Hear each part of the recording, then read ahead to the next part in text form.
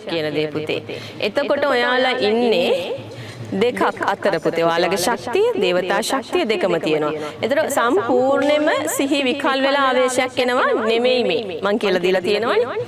සිහි විකල් වෙලා ආවේශයක් ආවොත් ඔන්න රෙදි ගැලුණත් දන්නේ නැහැ කිව්ව හැකි පුතේ. ඔයාලත් ඉන්නවා ආරූඪයක් එනකොට පුතේ. ඔයාලගේ සිහිය තියෙනවා. එතකොට ගෞරවය රැකගෙන හරිම ලස්සනට ගෞරවාන්විතව දෙවියන් වෙනුවෙන් නර්තන පූජාව අති ප්‍රබලව පොළව දෙදරගෙන අඩි හප්පලා ශක්තිය එන්න දෙන්න. ඒක වෙනයි. තේරෙනවනේ මම මේ කියන දේ? ඒ ශක්තිය අති ප්‍රබලව එන්න දෙන්න.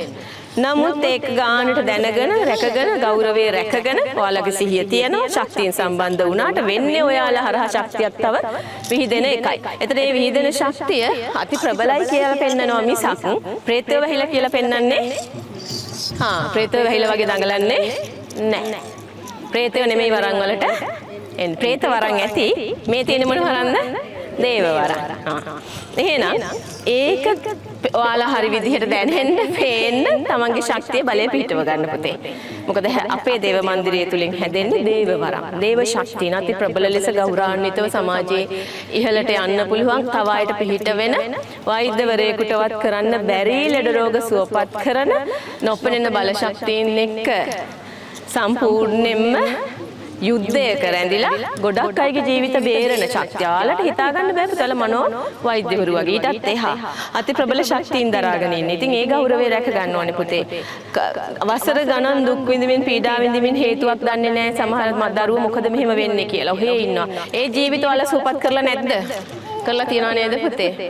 එහෙනම් සතුටු වෙන්න ඕනේ පුතේ. ඔයාලට ලැබිලා තියෙන ශක්තිය ගැන. ඒක හරියට රැකගෙන ඒක තව වැඩි දියුණු කරගෙන මේක අති ඉන්ද්‍රිය ප්‍රත්‍යක්ෂ ශක්තියක්. අති මනෝ ශක්තියකින් කරන්නේ අධි මනෝ ශක්තිය. එතකොට මේ දේ තමයි ඔයාලා ඉහෙලට ගන්න ඕනේ. මං කියලා දෙන්නේ නිතරම නිකන් වරම් කියලා නිකන් පිස්සුවෙන් බලය හොයාගෙන ඔහේ ඔළුව කරක නටන එකක් නෙවෙයි. ඒ නිසා ඒ මිත්‍යා මත වලින් මිදිලා මොකකටද මේ ඇවිල්ලා තියෙන්නේ කියන එක දැනගෙන කරොත් මේ දෙවිවරුන්ගේ ආශිර්වාදය නිරන්තරයෙන්ම ලැබෙනවා පුතේ. කතරගම දෙවියන් කියන්නේ ඉතා ඉහළ ভাইබ්‍රේෂන් එකක් යුක්ත දේවතා ශක්තිය. ඉතින් ඒ ශක්තිය ලබා ගන්න ඔහේ නටන්න ඕනේ නැහැ. කවුරු කරොක් තමන් ඊටාම ගෞරවයෙන් ගෞරවාන්විත වෙන ශක්තියට එන්න දෙන්න අති ප්‍රබලව ආලව පිපිරෙන්න තරම් ශක්තියක් එනවා. අපිට දැන් කියන්නේ කොන්ද අමාරුවලු බඩ අමාරුවලු ඔළුව රිදෙන මේන් එනවා දැන් ටික උග්‍ර රිදෙනවලු අතර රිදෙනවලු මෙතන රිදෙනවලු ළමයි ඔයාලගේ මේ තියෙන්නේ ඇටලේ මස් නහර වලින් හැදිච්ච පංචස්කන්ධය. මේකට හයි වොට් ශක්තියක් ඇතුල් වුණාම දරා ගන්න බැහැ. ඒ නිසා ඒක පිච්චෙන්න නොදී ළමයි ඔයාලගේ ශක්තිය ඉහළට අරගෙන දරාගෙන එන ශක්තියට එන්න ඉඩ දීලා ඔයාලා ඒකත් එක්ක නතු වෙන්න ක්‍රියාත්මක වෙන්න. ඒකට තමයි කියන්නේ සබහාදහමත් එක්ක නතු වෙනවා විශ්වීය ශක්තිය. දැන් මේ වරම් කියන නම හැදුනට ඇත්තටම ඒකට අපිට කියන්න පුළුවන් මොනවද? විශ්ව ශක්තිය. ඒකත් දැන් නිකන් පච වුණානේ පුතේ විශ්ව ශක්තියනේ අහලා තියෙනවා. ඒ නිසා ඒක පාවිච්චි කරගන්න බෑ. ඇත්ත දේ ඒකයි මේ විශ්වයත් එක්ක තියෙන ශක්තියින් එක්ක ඔයාලා සම්බන්ධ වීමක් වෙන්නේ. ඔයාලත් මේ විශ්වයේ කොටසක් නේ.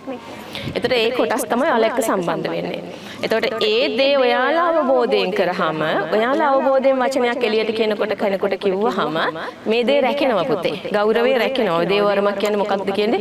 ඔයාලා දැක්කහම දහසක් දෙනා වන්දනාමානය කරයි පුතේ. ඒ තරමට ඔයාලගේ ගෞරවය ඔයාලා හදා ගන්න ඕනේ දරුවනේ. ඒක හදා ගන්න මොනවද ඕනේ? බුද්ධිය ඕනේ පුතේ. එහෙනම් බුද්ධිය ලැබෙන්නේ කොහොමද?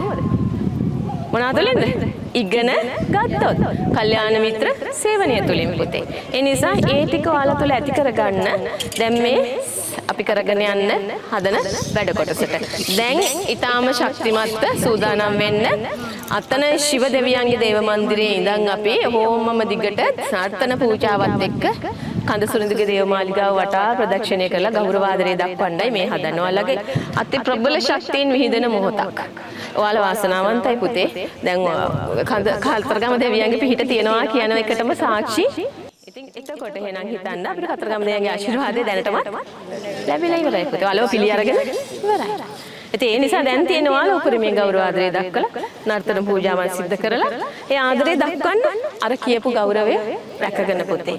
ඊටාම ශක්තිමත්. හොඳයි සූදානම් වෙලා අපි අතෙන්ට තමයි දැන් යන්නේ. යා